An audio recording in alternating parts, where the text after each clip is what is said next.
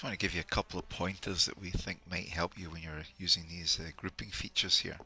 So you can see here I'm in my assigning groupings area here, and I can keep on adding additional ones. Let's say I want to work with the second stack now. I could say stack parts,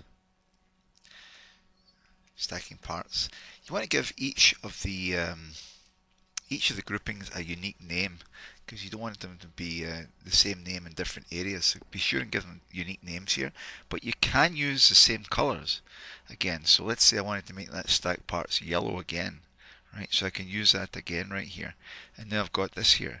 And if I do a done, and I can now go stack parts, and I can say these are my stack part options here. And the same with the cleanup here. So you might say, I might add another one here, just call it cleanup.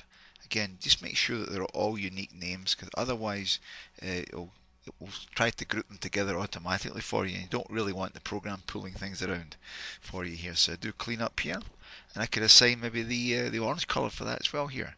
So you can see I've now got that in there, so I could do here and maybe just assign this as clean up here. And then the last one here might be replenishment, so I can add one here. Right, replenishment, and then I just say save, and I can make it green if I want. See, there is a limited number of colors. I mean, there's quite a few of them here, so you're probably going to want to come up with some kind of color coding scheme that you want to adhere to as you're going through this here. So here's my replenishment here, and just say I'm done on that, and then I can pick that one and pick these ones here. Okay, that might actually be a slightly different shade here, but and that would of course be different here, but they look more or less the same here. And of course when I go here and I close out of this and I show them all groupings, it's going to group them like you see right here. So you want to, you can use the same colors again, but please make sure that you identify each of your groupings with a unique name. Otherwise it will pull them together automatically, and it won't quite have the effect that you're looking for when you're trying to move things around and so forth. Just one other comment here.